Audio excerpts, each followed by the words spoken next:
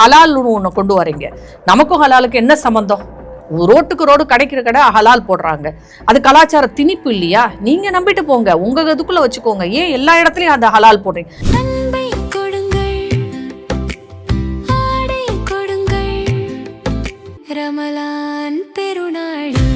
Super Saravana stores. காசா இந்த மாதிரி பகுதிகளில் வந்து நடக்கிற அந்த அவங்களோட ஜிஹாதுன்னு சொல்கிற போர் அங்கே நடக்கிற இடத்துல கொண்டு போய் இந்த பெண்களை வந்து கொண்டு போய் விட்டு அது எப்படியெல்லாம் அவர்களை கொடுமைப்படுத்துகிறார்கள், எப்படியெல்லாம் மிஸ்யூஸ் பண்ணுறாங்கன்றது தான் இந்த சம்பவத்தின் அடிப்படைன்னு கூட சொல்லலாம். தீவிரவாத இஸ்லாமியர்கள் வந்து இந்த மாதிரியான காதல் வலையில் வந்து பெண்களை விழ வைக்கிறாங்களா? உண்மைதான், நான் இதை சொல்லவே இல்லை. உங்களுக்கு பிசி ஜார்ஜ்னு ஒருத்தர் 2018 அவர் இந்த லவ் ஜிஹாத் உண்மைதான், இதில் வந்து அதிகமாக பாதிக்கப்படுவது கிறிஸ்துவ பெண்கள் சொல்லியிருக்காங்க.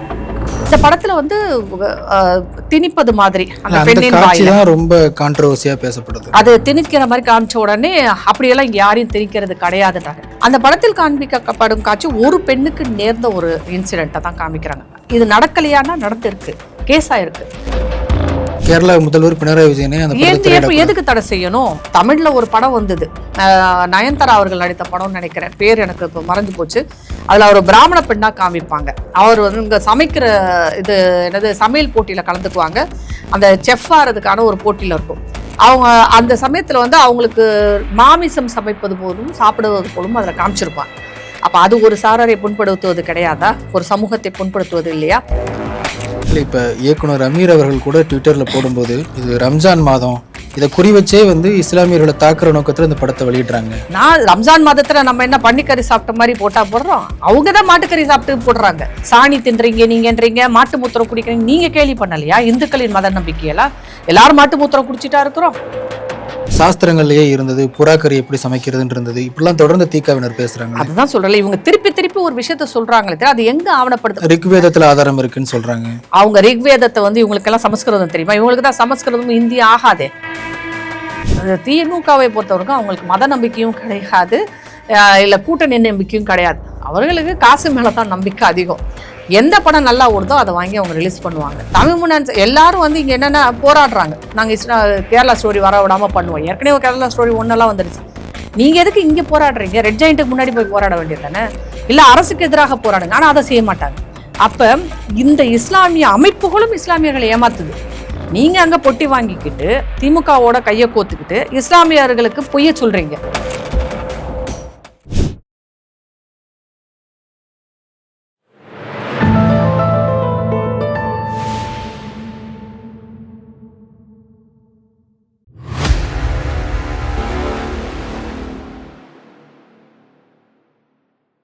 தாமரை டிவி நேயர்களுக்கு அன்பு வணக்கம். இன்றைய சிறப்பு நேர்காணலில் சமூக ஆர்வலர் ராதா தேவர் அவர்களோடு உரையாட இருக்கிறோம். நம்ம வணக்கம். வணக்கம். கேரளா ஸ்டோரி பார்ட் 2 உண்மை சம்பவங்கள் அடிப்படையா 2ஆம் பகுதி வந்து தயாரிச்சிருக்கிறாங்க. வரக்கூடிய 26ஆம் தேதி திரைப்படம் வெளியாக இருக்குது. படம் வெளியாகுவதற்கு முன்பாகவே மனிதநேய ஜனநாயக கட்சியை சார்ந்த மற்றும் மன்னப்ப இஸ்லாமிய தலைவர்களும் குறிப்பாக தமிமும் அன்சாரி இந்த படத்தை திரையிட்டாங்கன்னா நாங்கள் வந்து திரையரங்க முற்றுகையிடுவோம், போராட்டம் நடத்துவோம், திரையரங்க உரிமையாளர்கள் இந்த படத்தை வாங்காதீங்க அப்படின்னு அவர் ஒரு அறிக்கை கொடுத்திருக்கிறாரு, ஒரு எச்சரிக்கையாகவும் சொல்லியிருக்காரு. இந்து மக்கள் கட்சியினுடைய அர்ஜுன் சம்பத் அவர்கள் வந்து நீங்க தாராளமா திரையரங்க உரிமைகள் வாங்குங்க அப்படின்னு சொல்லி அவரும் சொல்லியிருக்காரு. என்ன பிரச்சனை தான் இந்த படத்துக்கு நடக்குது? அதில் என்னென்ன லவ் ஜிஹாத் அப்படிங்கிற ஒரு பிரச்சனையை மையமாக வைத்து ஏற்கனவே ஒரு கேரளா ஸ்டோரி வந்தது. இது 2வதாக வருகிறது.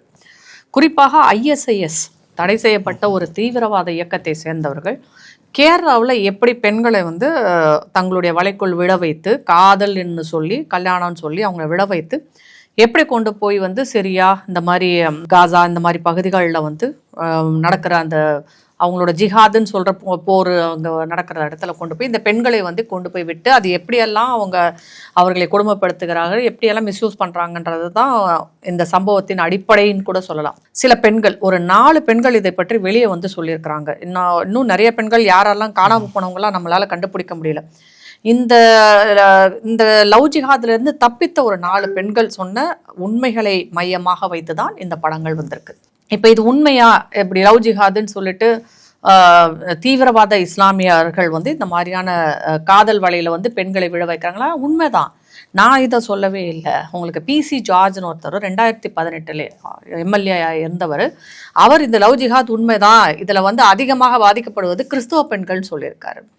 உம்மன் சாண்டி அவர் சொல்லியிருக்கிறார் 4000 பெண்கள் காணா போயிருக்கிறாங்க கேரளாவில் இருந்து அப்படின்னு அவர் சொல்கிறார், முன்னாள் முதல்வர் அவர்.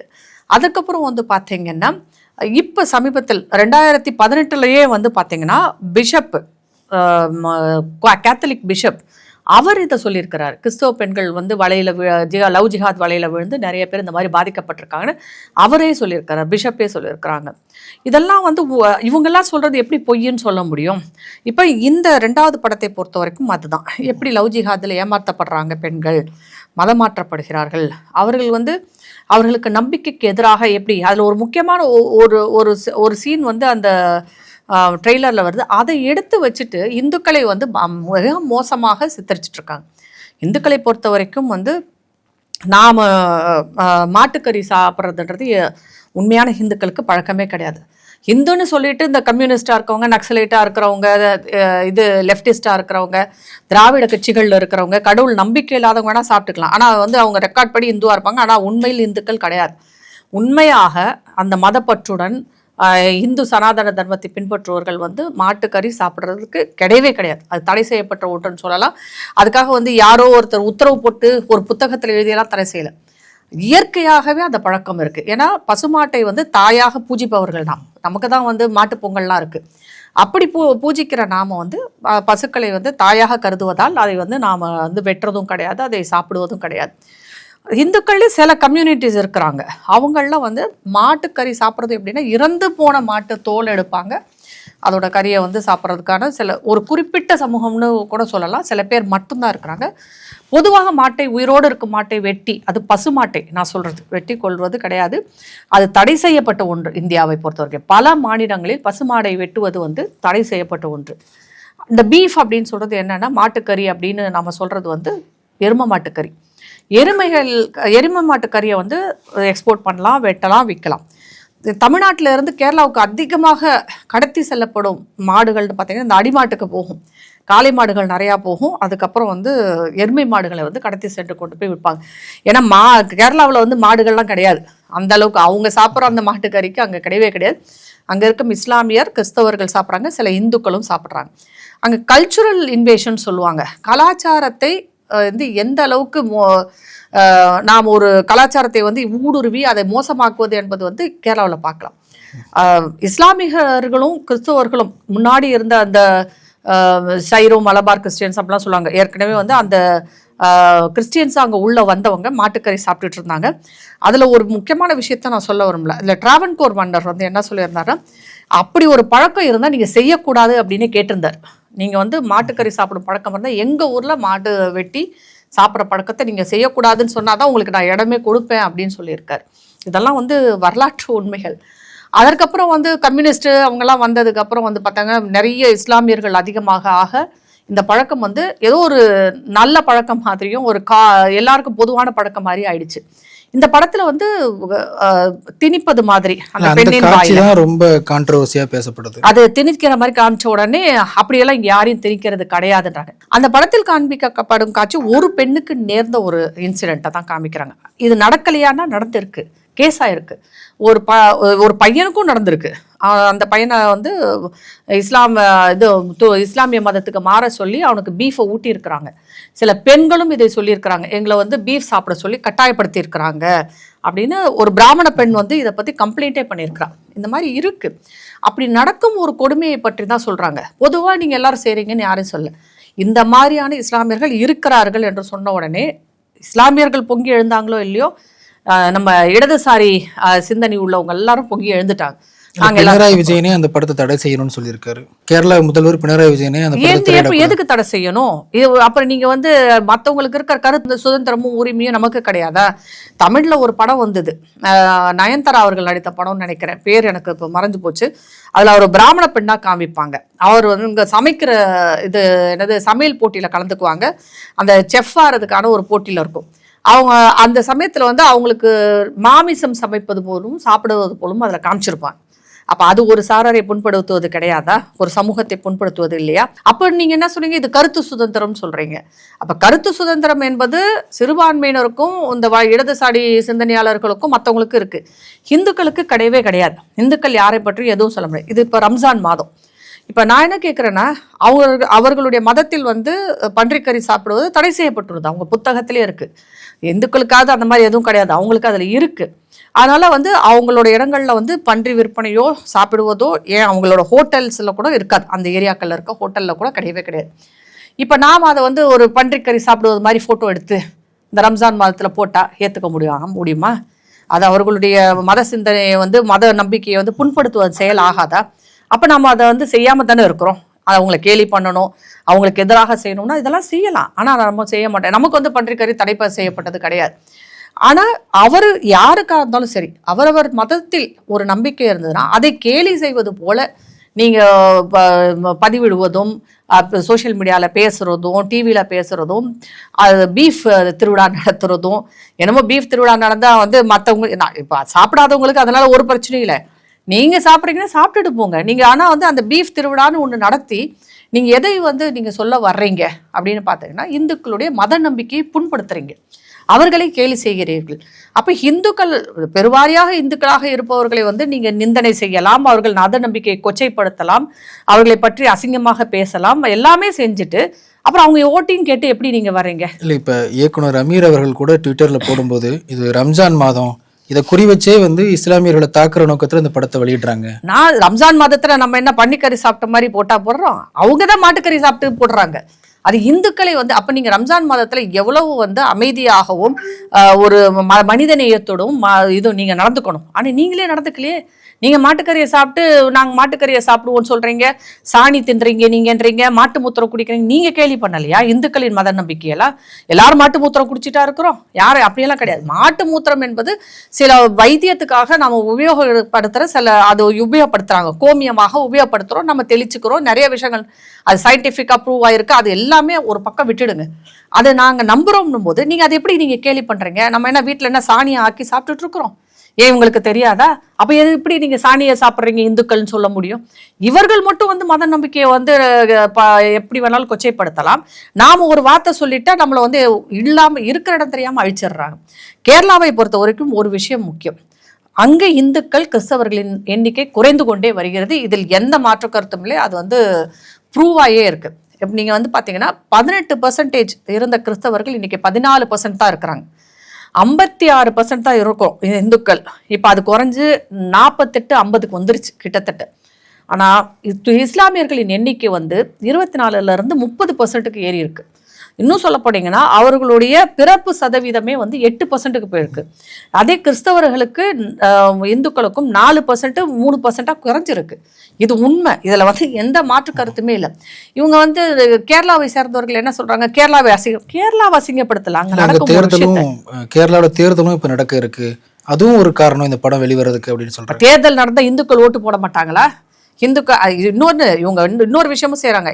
நான் சொன்ன மாதிரியே இந்துக்கள்னு என்று சொல்லிக்கொள்ளும் இந்த கம்யூனிஸ்டுகளும் இந்த மற்ற கடவுள் நம்பிக்கை இல்லாதவங்களும் சேர்ந்துதான் செக்குலரிசம் மதசார்பினை பத்தி பேசுறவங்க தான் இந்த அட்டுழியத்தை பண்றாங்க. அவர்கள் இந்துக்கள் கிடையாது. ஒரு சனாதனி, உண்மையான சனாதனி இந்த மாதிரி செய்யவே மாட்டாங்க. நாங்க எல்லாரும் பீஃப் சாப்பிடுங்க, யாருமே உங்களை தடை செய்யல. அந்த பீஃபை வேற அவங்க என்ன சொல்லிக்கிறாங்க, பசுமாடு மாதிரி சித்தரிக்கிறாங்க. கிடையவே கிடையாது. அது எருமை மாட்டுக்கறி.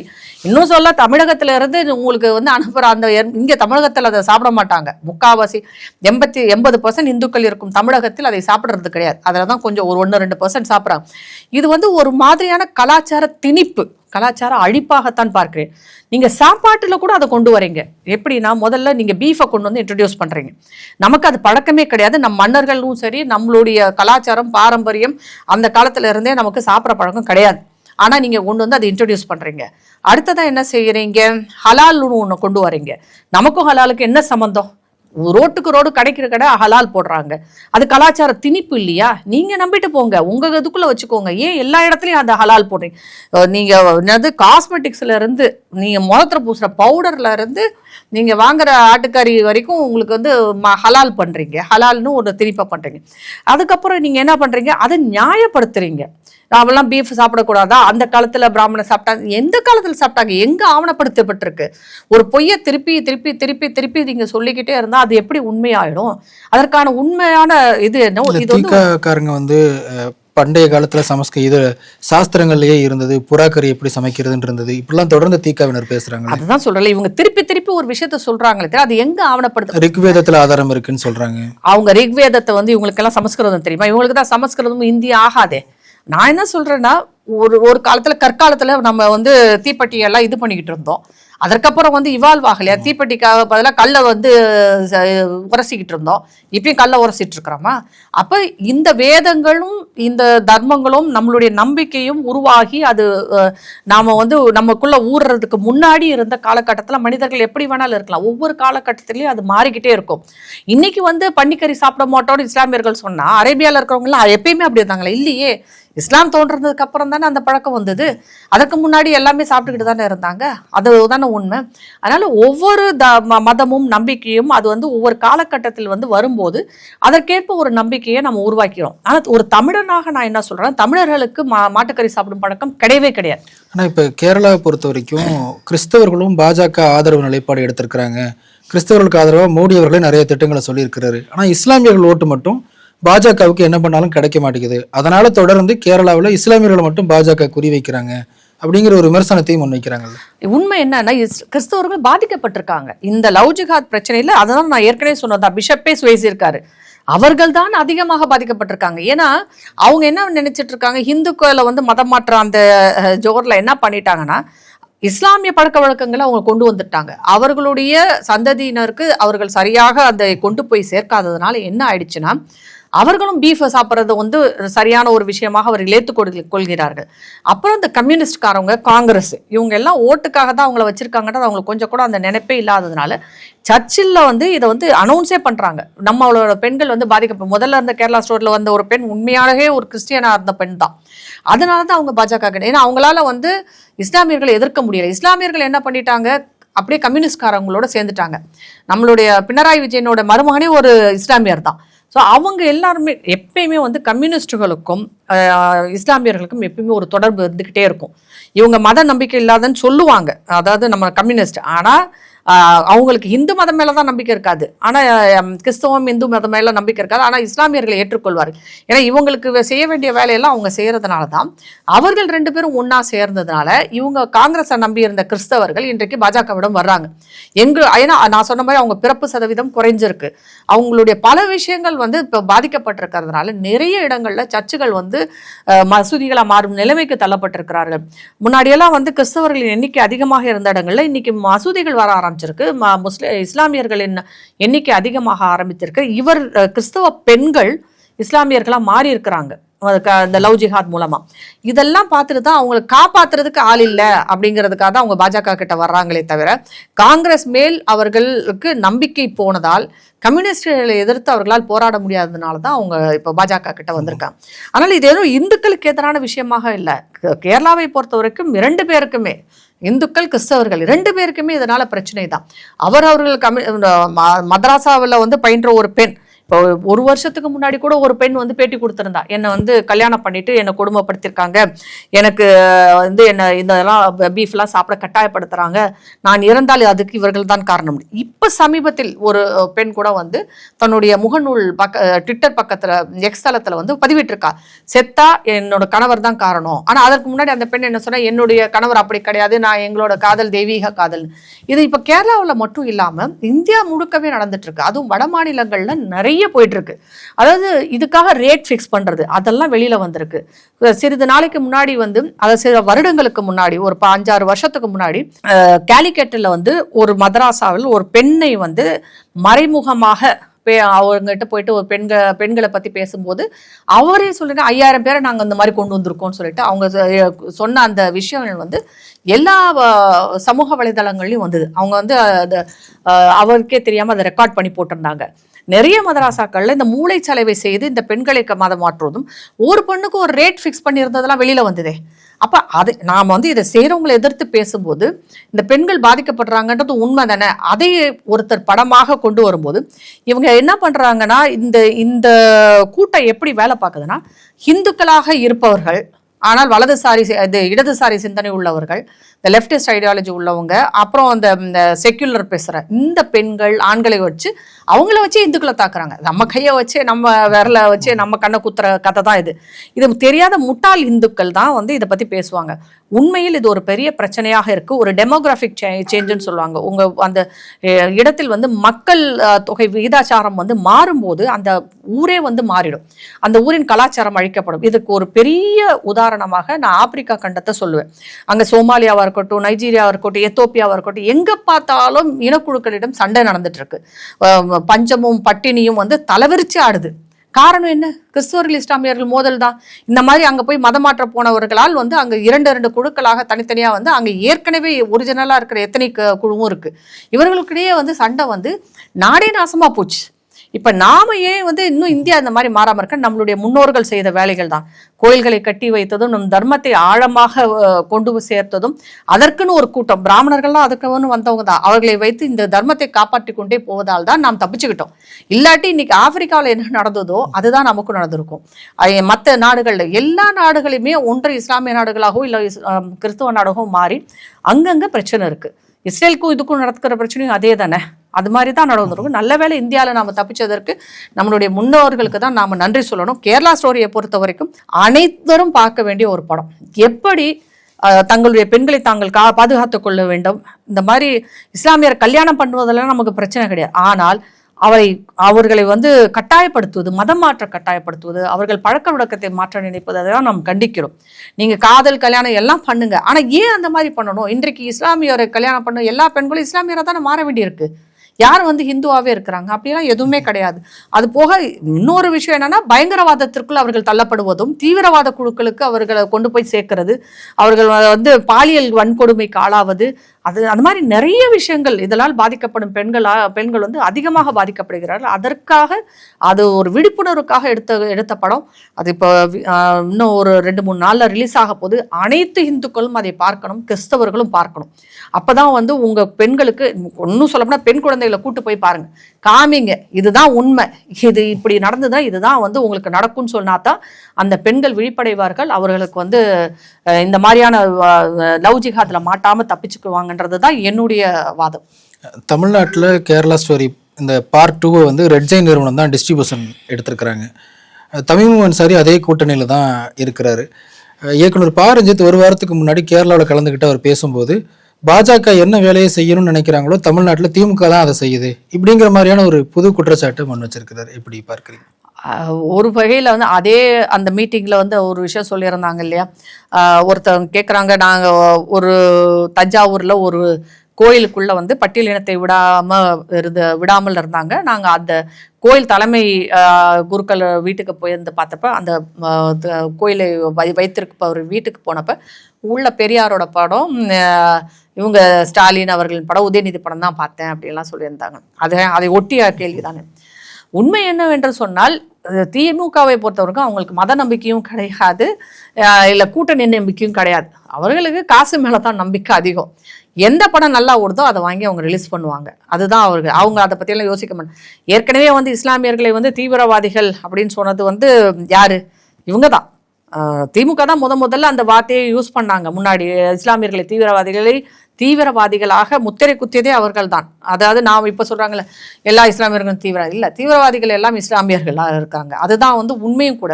அதை முதலில் சொன்னதும் திமுகவுக்கு நம்ம நிறைய நன்றி கடன் சொல்லணும். இது முதலில் வந்து இஸ்லாமிய தீவிரவாதத்தை பற்றி பேசியது அவர்கள் தான், இஸ்லாமிய தீவிரவாதிகளை கைது செய்தது அவர்கள் தான், இஸ்லாமிய தீவிரவாதிகளுக்கு எதிராக நடவடிக்கை எடுக்கிறதும் அவங்க தான். ஆனாலும் இஸ்லாமியர்கள் அவங்கள நம்புவாங்க. அதுதான் நமக்கு வந்து இங்கே ஒரு முரண்பாடாக தெரியுது. தமிழ் முன்னாடி எல்லாரும் வந்து இங்கே என்னென்ன போராடுறாங்க, நாங்கள் கேரளா ஸ்டோரி வர விடாமல் பண்ணுவோம். ஏற்கனவே கேரளா ஸ்டோரி 1 வந்துடுச்சு. நீங்கள் எதுக்கு இங்கே போராடுறீங்க? ரெட் ஜெயிண்ட்டுக்கு முன்னாடி போய் போராட வேண்டியது தானே, இல்லை அரசுக்கு எதிராக போராடுங்க. ஆனால் அதை செய்ய மாட்டாங்க. அப்போ இந்த இஸ்லாமிய அமைப்புகளும் இஸ்லாமியர்களை ஏமாத்துது. நீங்கள் அங்கே பொட்டி வாங்கிக்கிட்டு திமுகவோட கையை கோத்துக்கிட்டு இஸ்லாமியர்களுக்கு பொய்ய சொல்கிறீங்க. நாங்க உங்களுக்கு பாதுகாப்புக்காக நாங்க இதெல்லாம் செய்யறோம்னு சொல்லிட்டு. ஆனா அது உண்மை கிடையாது. இஸ்லாமிய அமைப்புகள் இஸ்லாமியர்களை ஏமாத்துறாங்க. ஒன்றாக நல்லா சகோதரத்துவத்தோடு வாழ்ந்து கொண்டிருக்கும் இந்துக்கள் இஸ்லாமியர்களிடையே சண்டையை மூட்டி அதனால் பயன்பெறுவது இந்த இஸ்லாமிய அமைப்புகளும் திமுகவும் தான். ஆனா அந்த உண்மை இஸ்லாமிய மக்களுக்கு தெரியாம பாஜகவை எதிர்க்கிறாங்க. பாஜக என்ன செய்யுது? உங்களை இஸ்லாமியர்கள் எல்லாத்தையும் அழிக்க முடியுமா? வாய்ப்பே கிடையாது. இந்த கோடிக்கணக்கில் இருக்கிற இஸ்லாமியர்களோட நாம் சேர்ந்து வாழ வேண்டியதுதான் காலத்தின் கட்டாயம். அதுல மாற்று கருத்தே இல்லை. அவர்களெல்லாம் அழிச்சு விட்டு நாம் இந்துக்கள் மட்டுமா மாறப்போறோம்? அப்படியெல்லாம் கிடையவே கிடையாது. ஆனால் இந்துக்களுக்கு நடக்கும் பிரச்சனைக்கு பாதுகாக்கிறாங்க. அதுல என்ன தப்பு இருக்கு? இன்னொன்னு நாம செக்யுலர் மதசார்பின்மை நாடுன்னு சொல்லிக்கும் போது எல்லோருக்கும் ஒரே சட்டம். அது இஸ்லாமியர் ஆயிரு இல்ல இந்துவா இருக்கு, எல்லாருக்கும் ஒரே சட்டம். நமக்குன்னு ஒரு கான்ஸ்டிடியூஷன் இருக்கு, அதை நீங்க எல்லாரும் ஃபாலோ பண்ணணும். ஒரே சட்டமாக நாம இருக்கட்டும், ஒரே இதை ஃபாலோ பண்ணுங்க. இந்த ஷரியத் சட்டம்னு தனியா இல்ல பைபிள்ல சொன்னது தனியா, இந்துக்களுக்கு மனு தர்மம் தனியான்னு இங்க அவங்க சொல்லவே இல்லையே. எல்லாருக்கும் ஒன்னா வச்சுக்குவோம், நம்ம கான்ஸ்டிடியூஷன் படி வாழுவோம்னு தான் சொல்றாங்க. அதை அவங்களுக்கு புரிய மாட்டேங்குது. இவங்க என்ன நினைக்கிறாங்க, என்னமோ இஸ்லாமியர்களுக்கு எதிராகவே அவங்க நடந்துக்கிற மாதிரி அவர்கள் நம்ப வைக்கப்படுகிறார்கள். அது ஓட்டு அரசியல். இன்றைக்கு ஓட்டு அரசியலில் திமுகவும் சரி இஸ்லாமிய அமைப்புகளும் மிக சிறப்பாக செய்து கொண்டிருக்கிறார்கள். அதை வச்சு ஓட்டு வாங்கணும்னு பார்க்குறாங்க. இந்துக்களுக்கு அது மாதிரியான கட்டாயம் இல்லை. இந்துக்களுக்கு ஓட்டு அரசியல் செய்ய முடியாது. எல்லா இந்துக்களும் பாஜக ஓட்டு போடுறாங்கன்னா ஒரே ஒரு விஷயம், இவர்கள் செய்யும் தீமையை பார்த்து, இவர்கள் செய்யும் இந்த தேசத்துக்கு செய்யும் கெடுதலையும் துரோகத்தையும் பார்த்து தான் பாஜகவுக்கு ஓட்டு போடுறாங்க. இவங்கள விட அவங்க பரவாயில்ல, அட்லீஸ்ட் தேசத்தை காட்டி கொடுக்க மாட்டார்கள், தேசத்துக்கு எதிராக துரோக செயலில் செய்ய மாட்டாங்க, மக்களை இந்தியர்களுக்காக அவர்கள் நிப்பாங்கன்ற ஒரே காரணத்துக்கு தான் பாஜகவுக்கு. ஆனா இந்த இஸ்லாமிய அமைப்புகள் திமுகவுடன் கைகோர்த்து கொண்டு அவர்களுடைய மக்களுக்கு அவர்கள் துரோகம் செய்கிறார்கள் என்றுதான் நாம் சொல்ல முடியுமே தவிர, இந்த மாதிரியான போராட்டங்கள்லாம் சிரிப்பா தான் இருக்கு. அது அவங்க சும்மா ஒரு அடையாளத்துக்காக பண்ணிட்டு இருக்கிறாங்க. எடப்பாடி பழனிசாமி அவர்கள் நேற்றைக்கு ஒரு அறிக்கை வெளியிட்டிருக்காங்க. அதாவது திருப்பூர்ல பயங்கரவாதிகள் தீவிரவாதிகள் கைது செய்யப்பட்டிருக்கிறாங்க. திமுக ஆட்சியில் இது ரொம்ப சர்வசாதாரணமா நடக்குது. குறிப்பா 90கள் 98ல தமிழ்நாடு எவ்வளவு மோசமான ஒரு சூழலை சந்திச்சதோ அந்த நிலைமையில இன்னைக்கு தமிழ்நாடு திமுக ஆட்சியில் இருக்கு அப்படிங்கிற ஒரு பகிரங்கமான ஒரு குற்றச்சாட்டை முன் வச்சிருக்காரு. எப்படி பார்க்குறீங்க? நீங்க இவங்க வந்ததுல இருந்தே பாத்தீங்கன்னா கிட்டத்தட்ட ஒரு 60 பேரை அரெஸ்ட் பண்ணியிருக்காங்க என்ஐஏ.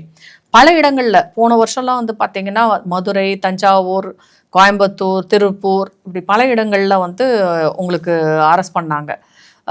ஒரு 60 பேர் அரெஸ்ட் பண்ணி, இப்போ சமீபத்தில் அரெஸ்ட் பண்ணது என்ன ஆச்சுன்னா 19 இடங்கள்ல இந்தியா ஃபுல்லா என்னை சர்ச் பண்றாங்க, தேடுதல் வேட்டை நடத்தும் போது.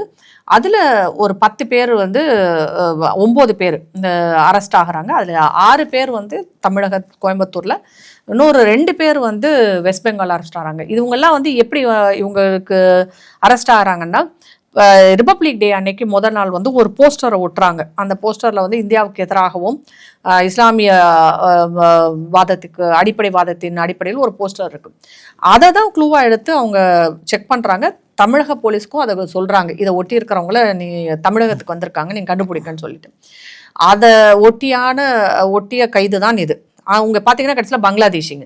இவங்க அங்கே ஒட்டியிருந்தப்ப காலிஸ்தானுக்கு ஆதரவாக வேற ஒட்டியிருந்தாங்க. அந்த போஸ்டர்லாம் நம்ம பாராளுமன்றத்துக்கு வெளியில் ஒட்டியிருந்தாங்க.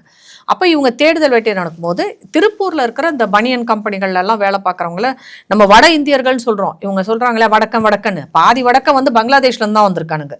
அது யாருமே பீகார், ஒரிசான்னு இவங்க சொல்லிட்டு இருக்காங்க. ஆனால் ஃபேக் பாஸ்போர்ட் இருக்கு அவங்களுக்கு, ஃபேக் ஆதார் கார்டு, இது எல்லாமே. சமீபத்தில் வெஸ்ட் பெங்கால்ல இந்த எஸ்ஐஆர் நடக்கும்போது மம்தா இதை பெரிய அளவில் எதிர்த்தாங்க. சுப்ரீம் கோர்ட்டுக்கு போய் கூட வாதாடிட்டு இருந்தாங்க. அப்போ சீஃப் ஜஸ்டிஸே சொல்லிட்டாரு, அதெல்லாம் கிடையவே கிடையாது, இந்த மாதிரி ஃபேக்கான ஆதார் கார்டு நிறைய பேருக்கு கொடுக்கப்பட்டிருக்கு அப்படின்னு சொல்லிட்டு திருப்பி அனுப்பிச்சிட்டாங்க. அப்படி வாங்கினவங்க எல்லாரும் தான் இங்கே தமிழகத்தில் உட்காந்துருக்காங்க. ஸோ நீங்கள் 22ல இருந்து பார்த்தீங்கன்னா ஒவ்வொரு வருடமும் அரெஸ்ட் பண்ணிக்கிட்டே தான் இருக்கு என்ஐஏ. இங்கே உடனே ஒரு திமுகவை சேர்ந்தவர்கள் ஒரு விஷயத்த சொல்றாங்க, பங்களாதேஷ்லேருந்து வரவங்களாம் நாங்கள் எப்படி தடுக்க முடியும், அது பார்டர் பிரச்சனை, அது சென்ட்ரல் கவர்மெண்டோட பிரச்சனை. அப்படி கிடையாது, பார்டர்ல இருந்து தப்பிச்சு கூட வரலாம். ஆனா உங்க இடத்துல ஒரு நீங்க வடக்கன்னாலே நீங்க என்ன பேசுறீங்க, வடக்கனுக்கெல்லாம் நீங்க ஐடி ப்ரூஃப் கொடுக்கணும்ன்றீங்க, ஐடி கார்டு பார்க்கணுன்றீங்க. ஆனா அவங்க தான் கஞ்சா விற்கிறாங்கன்னு சொல்றாங்க. பங்களாதேஷ்ல இருந்து வர்றவங்க கஞ்சா விற்கிறாங்க. ஏன் நீங்க ஸ்ரீலங்காவை விட்டுட்டீங்க? ஸ்ரீலங்காவில் இருக்கிற இஸ்லாமியர்கள் நிறைய பேர் கஞ்சா வித்துட்டு இருக்கிறாங்க. அங்கே தமிழன்னு சொல்லிக்குவாங்க. ஆனால் அவர்களும் இந்த கஞ்சா கடத்தலில் வந்து பெரிய அளவில் அவங்களுக்கு இதில் வந்து ஒரு லிங்க் இருக்குது. ஏன் அரெஸ்டே பண்ணாங்களே, ஸ்ரீலங்காவை சேர்ந்த இஸ்லாமியர்கள் தமிழ்நாட்டில் அரெஸ்ட் பண்ணியிருக்கிறாங்க. அதனால் இந்த போதை பொருள் கடத்தலை பொறுத்த வரைக்கும் பார்த்தீங்கன்னா அது எல்லாமே எங்கேருந்து வரும்னு பார்த்தீங்கன்னா தாய்லாந்து, அந்த கோல்டன் ட்ரையாங்கிள்னு சொல்லுவாங்க, தாய்லாந்து, அங்கே மியான்மர், அங்கே இருக்கிற அந்த இஸ்லாமியர்கள். இப்போ கொஞ்சம் சமீபத்துக்கு அவங்கள பற்றியும் பெரிய அளவில் பிரச்சனை வந்தது. அங்கேருந்து அப்படியே நார்த் ஈஸ்டில் வந்து பங்களாதேஷ் வந்து அதுக்கப்புறம் ஒட்டி நம்ம தமிழகத்துக்கும் வந்துடுது. நிறைய குஜராத் சைடாகவும் வருது. பாகிஸ்தான்லேருந்து குஜராத் போர்ட்டில் எல்லாம் வந்து அது கடத்திக்கு வருவாங்க. நிறைய பேர் போர்ட்லேயே பிடிச்சிடுறாங்க. சில பேர் வந்து இந்த வழியாக வர்றவங்க எல்லாம் அந்த வழியாக வர்றவங்க மாட்டிக்கிறாங்க. பங்களாதேஷ்லேருந்து தமிழகத்துக்கு வரவங்க மாட்ட மாட்டேங்கிறாங்க. ஏன்னா கர்நாடகாவில் அவங்க வந்து பெரிய அளவில் கொஞ்ச நாளைக்கு முன்னாடி ஒருத்தர் வந்து அவர் கைது செய்யப்பட்டிருக்கிறார். அவர் வந்து இந்த மாதிரி பங்களாதேஷ் சேர்ந்த இஸ்லாமியர்கள் வந்து நிறைய இடங்கள்ல வாழ்ந்து கொண்டிருப்பதை பார்த்து அங்கே போய் சத்தம் போட்டு எப்படி இவங்களுக்கெல்லாம் வந்து ஆதார் கார்டு கிடைச்சது, கிட்டத்தட்ட ஒரு பெரிய நிலப்பரப்பளவே பிடிச்சு வச்சிருந்தாங்க. அவர் அதை வீடியோவாக எடுத்து போட்டார், போலீஸுக்கும் போச்சு. ஆனால் கடைசியில் அவரை அரெஸ்ட் பண்ணிட்டாங்க அங்கே கர்நாடகாவுக்குள்ள. அங்கேருந்து தமிழகத்துக்கு வருவது ஒன்றும் பெரிய வேலை இல்லை, தமிழகத்திலேருந்து இலங்கைக்கு போகிறது ஒன்றும் பெரிய வேலை இல்லை. இந்த ஒரு நெட்வொர்க் வந்து பெரிய அளவில் போயிட்டுருக்கு. ஆனால் இது நல்லதா அப்படின்னு கேட்டிங்கன்னா தமிழகத்திற்கு இது கொஞ்சம் கூட நல்லதில்லை. இந்த மாதிரியான தீவிரவாதிகள் அதிகமாக இங்கே தீவிரவாத சிந்தனைகள் அதிகமாக. நிறைய பங்களாதேஷுக்காரவங்க என்ன பண்ணுறாங்க, சமூக வலைதளங்களில் இந்துக்களை பற்றியும் இஸ்லாமியர்களிடையே ஒரு பிரிவினவாதத்தையும் வந்து விதைச்சிக்கிட்டு தான் இருக்கிறாங்க. அந்த சக்திகள் அதிகமாக இந்தியாவுக்குள்ள வரும்போது இந்த பிரிவினவாதம் என்பது மிகப்பெரிய அளவில் வந்து பேசப்படும். அதுக்கப்புறம் நாடு எப்படி நல்லாவா இருக்கும், நாசமாக தான் போகும். தமிழகமும் அதில் வந்து ஒரு பங்கு வகிப்பது என்பது வந்து நமக்கு ரொம்ப கவலையா இருக்கு. என்ஐஏ கொடுத்த உடனே நீங்க தமிழக போலீஸ் காவல்துறை வந்து இதுக்கு நடவடிக்கை எடுக்கணும்ல. நடவடிக்கை எடுத்து நீங்க தேசத்தை, நம்மளுடைய தமிழகத்தை காக்க வேண்டிய பொறுப்பு உங்களுக்கு இருக்கும்போது அதை செய்ய வேண்டிய பொறுப்பு உங்களுக்கு தான் இருக்கு. என்ஐஏ அங்கேருந்து தகவல் கொடுத்ததுக்கு அப்புறமும் நீங்க சும்மா மெத்தனமாக இருந்தால் அப்புறம் அவங்க தான் வந்து அரெஸ்ட் பண்ணுவாங்க. இதுல வந்து எந்த இதுவும் கிடையாது. இங்க போதைப்பொருள் புழக்கத்திற்கு மிகப்பெரிய காரணம் இந்த இப்போ நான் சொன்ன அந்த ரூட்டு தான். மியான்மர், அப்புறம் நார்த் ஈஸ்ட், இவங்க சொல்றாங்க இல்லையா அந்த மணிப்பூர்னு இவங்க எப்போ பார்த்தாலும் கத்துறாங்க. அந்த பக்கத்தில் இருந்து பங்களாதேஷ், கர்நாடகா, அப்படியே தமிழகத்துக்குள்ள இந்த போதைப் பொருட்கள் அதிகமாகுது. இன்னைக்கு இந்த போதைப் பொருள் நீங்கள் நம்ம சாதாரணமாக சொல்கிறோம் தீவிரவாதம், ஆனால் அந்த தீவிரவாதத்திற்கு உணவு கொடுப்பது இல்லாட்டி அதற்கு வந்து ஊட்டம் அளிப்பது எதுன்னா இந்த போதைப் பொருளில் வரும் பணம் தான். அதை நம்மக்கிட்டே விற்று நம்மக்கிட்டே காசை வாங்கி நம்ம போதைக்கு அடிமையாக்கி அதை அப்படியே தீவிரவாதத்துக்கு கொண்டு போயிடுறாங்க. இது பெரிய லிங்க். தீவிரவாதம் என்பது வந்து ஒரு சமுதாயத்தை மட்டும் இல்லை, அந்த தேசத்தையே நாசமாக்கி விடக்கூடிய ஒரு பெரிய விஷயம். அந்த இளைய தலைமுறைகளை போதைக்கு அடிமையாக்கும், பெண்களை வந்து மோசமாக்கும், பெண்களை வந்து பாலியல் வன்முறைக்கு ஆளாக்கும். அதனால ஒரு சின்ன இது விஷயமா நம்ம நினைக்கவே முடியாது. இந்த தீவிரவாதி பங்களாதேஷை சேர்ந்த தீவிரவாதிகளால் வந்து என்ன 5 பேர் வந்தாங்க என்ன ஆச்சு அப்படின்னு நினைக்கிறதுக்கு வாய்ப்பே கிடையாது. போதை கலாச்சாரம், பாலியல் வன்கொடுமை, தேச பிரிவினை, இது எல்லாத்துக்கும் வந்து மூல காரணமாக இது இருக்கு. இதை வந்து தமிழக அரசு வந்து கொஞ்சம் சீரியஸா எடுத்து நடவடிக்கை எடுக்க வேண்டும் என்பதுதான் என்னை மாதிரியான சாமானியர்களின் கோரிக்கையாக இருக்க முடியும்.